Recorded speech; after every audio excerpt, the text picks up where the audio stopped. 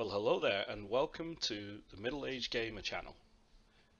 It's a new channel for people that have a passion for video games and are starting certain games for the first time. Today, we're going to look at Escape from Tarkov. Now, before we start, I'll ask the simple question, what is Escape from Tarkov? Well, Escape from Tarkov is a shooter that's hardcore and has a massive looting mechanic set into it.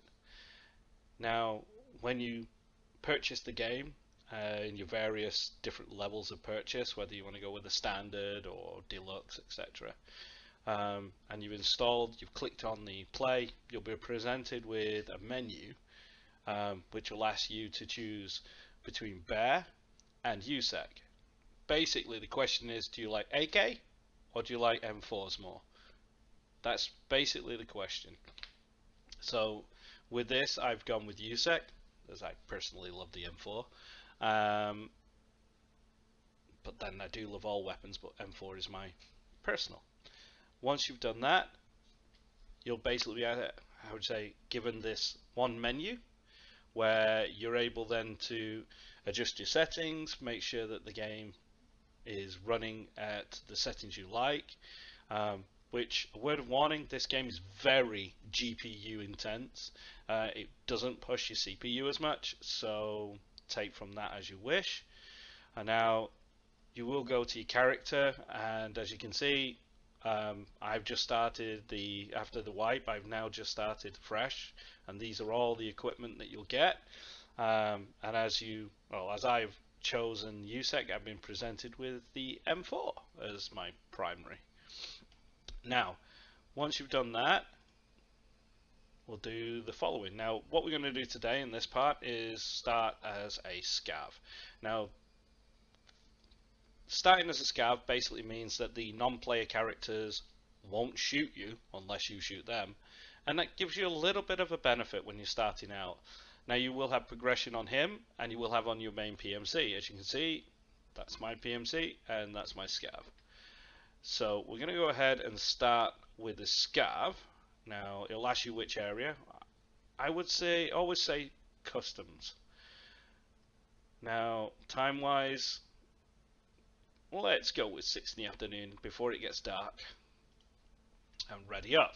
Now when you play as a PMC, you have an option to insure your weapons, but we'll talk about that in another part. Right now we're concentrating as a scav. Now, as you're just starting, you'll know no extract. This game does not give you a map or a compass or anything. So chances are very high that you're going to die or you're going to get a timeout. Now, we'll find out how much time we have to get out with whatever we can find as soon as the rounds start. Over in all, about 30 to 40 hours, and even then it's not going to be a walk in the park. It's going to be difficult, but by in the game that'll help you if you don't want to engage in other players and you just want to do the sneaky Metal Gear Solid style run through, or you could go with the full-on charge in there and kill everything you can see. But just remember, if you are shooting without a suppressor, everyone's going to know where you are, and if there's more than one, well, good luck. Right, so we spawned here, and that's at Crossroads, so we need to get to, let's bring that back up again. Okay, passage between rocks. Let's see, I've been given some morphine, a nice med kit. Okay, single fire only. Let's check my weapon. BP rounds are actually quite good, so let's have a look before we make our move. Anything that you've never seen before will be grayed out. You can just click your mouse wheel and it'll automatically search. It's the quickest way. Okay, right. Even if you don't want to keep it, pick it up. You can always drop it again. That'll give your XP to your character, so if you die, you may not get much, but you'll get more than you had. Right, we can wear those actually. Having these, what they call contacts, allows us to hear footsteps and other players easier. Now remember, everyone who spawns will be running to kill other people. So, let's see how long I can survive before I get shot in the head, shall we? Try to run on grass and avoid bushes at all time at high speeds, unless you're confident that there's no one there. Because the louder you hit them, the louder the noise. And again, the objective right now with our little scav is to get out with as much stuff as we can, because that'll everything that you do will add to your score and your XP at the end of the round. Now, obviously, another word, this channel is brand new, and hopefully if you like this video and you subscribe to this channel, there'll be more to come in the future, and we could try and get part 2 where we try my PMC and see if I can get him out as well. So now that that part's out the way early, let's get on with it. Now, you have two options here. You can go across the bridge, which is safe-ish, but at the end, there's always a firefight. I tend to, as I'm on my own, go the safer route, or the less obvious route. But it's still dangerous because they can still hear you and come and shoot you. So the less noise we can make. Now let's scroll the wheel down and make it quiet. Now we can hear our footsteps, but it's not so loud that other players can hear. Alright, let's get across here. Speed it up. Alright, let's have a look. Give it a second. Survey your area. Put the wheel down. Now here's metal, and it will clang. And if anyone's up there, they're going to know you're here. So the quiet you can walk, the better it'll be for both of us. And like I say, when you start, you won't know where your extracts are. So my advice is, if you've got a friend who's played the game before, try to get him to play with you for a few rounds, just so you learn your extracts. Now hopefully if I can make it to one, we should find out where it is. Let's see where we're going to go ahead. Passage between rocks. Right, that means we're going to have to go past a place called Dorms. Now Dorms is an amazing place for loot, but it's also the most deadliest part of this map, next to Construction Yard. Now as we've spawned on this side, it's Dorms side that we're heading to. We pretty much have to go as quiet as we can now. Right, there's no scavs over there, which scavs are not going to shoot us because I've not shot anyone. But generally when there's a live scav, there's a player scav that's going to be shooting at him. And if we're out of the way, that should be good. Now like I say, this game, even the best players can be wasted in a minute. All it takes is the right shot of ammunition. That's one of the things in this game, it's ammo type. But because the wipe has happened, it means that everyone's on a pretty much even playing field. So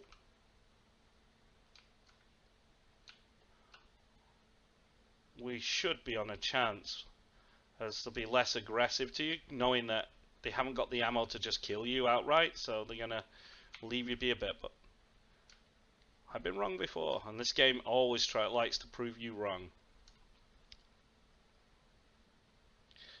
So this is Dorms. That's the what we call the 3-story Dorms. That window down there, you can jump in, or you can get in through the doors here.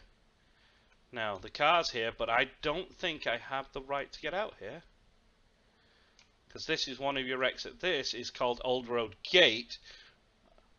Or is referred to as Old Road Gate a lot.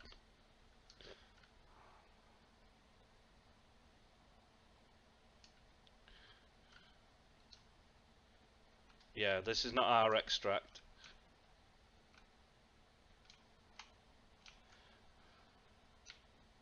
So I'm going to go slow, because the less noise we can make, the more chance you can hear other players coming through the bushes.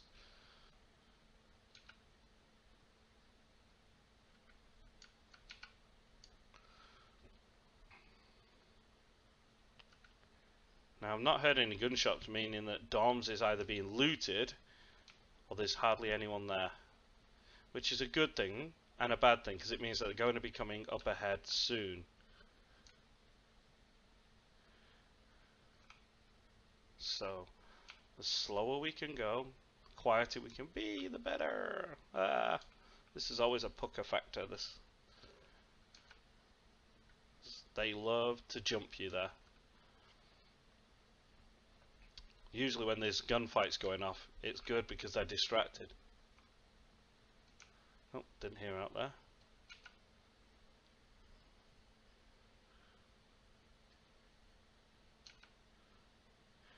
Now,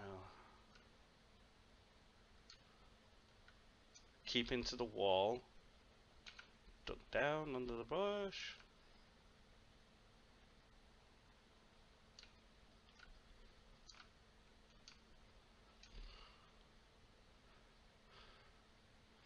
Checking over here.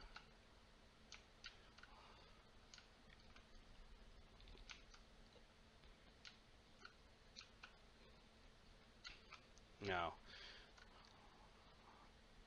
I'm going to hook this line. That's one advice I'd give you, is hug the line. You'll eventually find a way out. Just keep to the border and watch out for any movement and keep your ears listening. Because sadly, there is something here, so let's just see. Hiya. Nope. We're safe here, so we can get here. Drop down. Let's have a look. This is one of those secret loot places. This is one of them. Most people walk right past it. Hey, we got some meds. They'll come in handy. Let's see what that is. Oh, we got some detergent. Now, obviously, what the ticks mean and in depth into all the mechanics will come in a future upload. Because right now, when you start, you don't really need to worry about the ticks as much because they're for the people that have got to level 10 or above and unlock the flea market. So, as this is a fresh wipe, everyone is not there yet, so that's another good news. But will be very soon. Okay. Let's crouch it down a little bit, just so that we get more time. Okay, we are near Gap in the Rocks. This is where you're going to have to start asking yourself questions. Do I go out straight away? Or, because near Gap in the Rocks there is a secret loot, do I take that one first? And you know what? We've come this far. Gap in the Rocks is right there. And right here is a ta-da! Secret loot. Okay. Let's see what we got. Oh, toilet paper. Okay. Right. So let's back it up and begin the extract. Yay! 4 seconds and we should be out of here.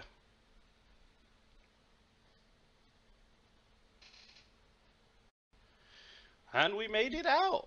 Now, when you've finished and you made it out, oh, we got 718 XP for that, because we didn't kill anyone. If you kill someone, you really do start jumping up on the XP.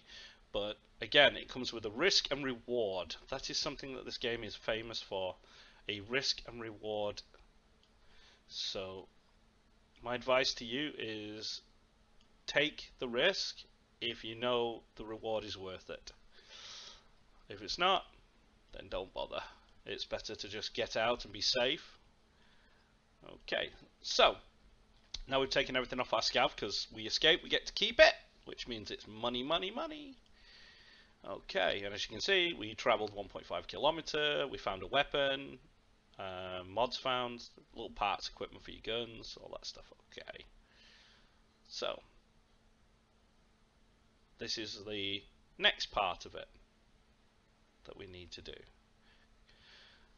You know, once this menu loads up, we can go and talk to the dealers. Now each dealer is an expert in a field, or a particular field, let's say, and it's pretty much self-explanatory, let's say. Okay, so if we go to traders and we click on like the therapist here, she's obviously full of medicines, so, and maps. So what we can do is click on sell. Now we have a load of stuff, so we don't need these. These can go. Don't need them as much. Okay, so we can get rid of that. Okay. Now Fence, he's the guy that you can go in now and sell pretty much anything to, but he does offer the lowest prices.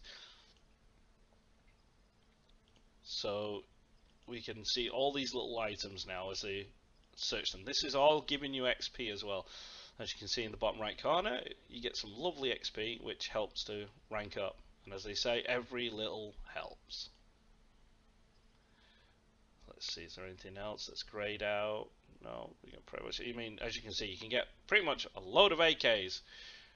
This being a, how can I say, the Eastern Bloc made game, it's very inspired by AKs.